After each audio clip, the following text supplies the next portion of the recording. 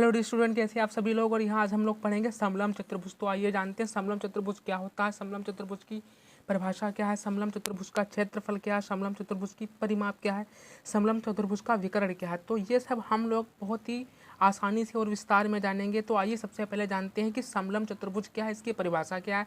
जैसा कि लिखा, ऐसा चतुर्भुज जिसमें दो सम्मुख भुजाएं समांतर होती हैं समलम चतुर्भुज कहलाता है। ये जो आकृति ABCD बनी ये चतुर्भुज है।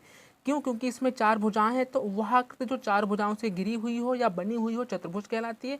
अब चतुर्भुज भी कई प्रकार के होते हैं। ये चतुर्भुज में समलम चतुर्भुज है।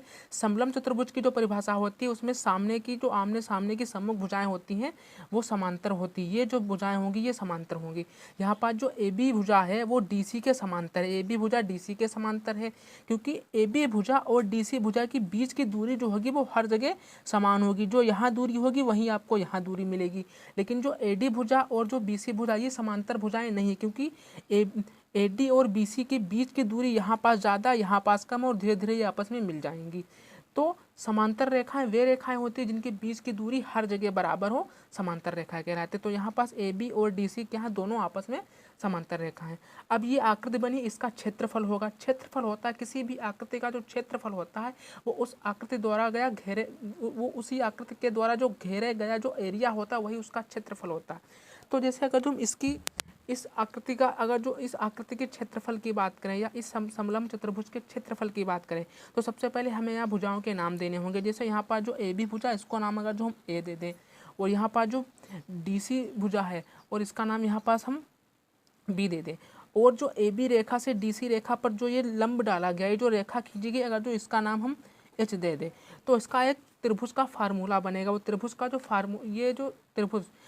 चतुर्भुज का जो फार्मूला बनेगा वो बनेगा हमारा 1/2 समांतर भुजाओं का योग और उनके बीच की लंबवत दूरी। ये समलम चतुर्भुज का फार्मूला है, क्षेत्रफल निकालने का फार्मूला।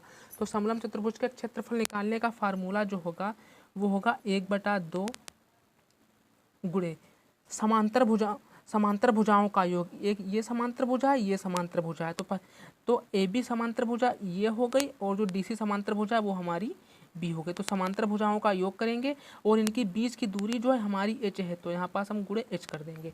तो ये फार्मूला है समलम चतुर्भुज के क्षेत्रफल का, 1/2 समांतर भुजाओं का योग गुणे उनके बीच की लंबवत दूरी।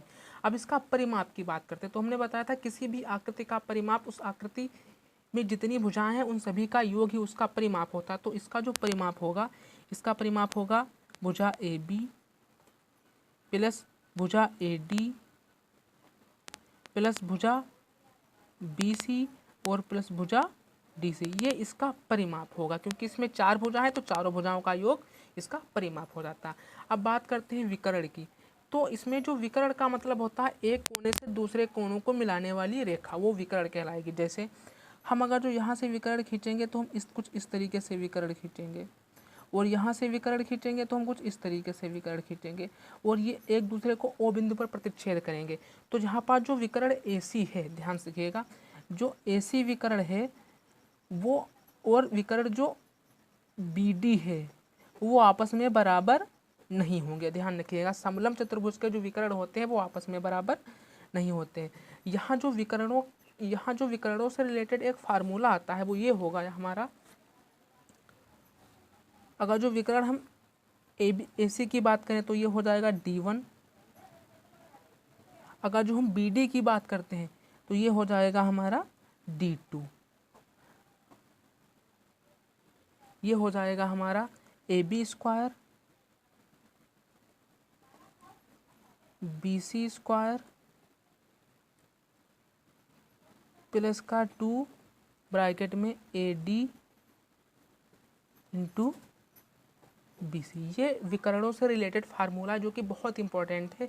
ये होगा हमारा AB स्क्वायर प्लस का BC स्क्वायर प्लस का 2 ब्रैकेट में AD इंटू BC। ये इसका फार्मूला है और यही इसका कंप्लीट इंट्रोडक्शन है। उम्मीद करते हैं आपको अच्छी तरीके से समझ में आ गया होगा। वीडियो अच्छी लगी हो तो वीडियो को लाइक करें और चैनल को सब्सक्राइब करें। और इस प्रकार हमने जितने भी त्रिभुज होते हैं, जितने भी चतुर्भुज होते हैं, हमने आपको सारे चतुर्भुज पढ़ा दिए हैं। हमारे उनकी लिंक मैं डिस्क्रिप्शन बॉक्स में दे दूँगा, वहाँ से जाकर आप अच्छी तरीके से देख सकते हैं। तो फ्रेंड्स, वीडियो अच्छी लगे तो वीडियो को लाइक करें और चैनल को सब्सक्राइब करें। Thanks for watching this video.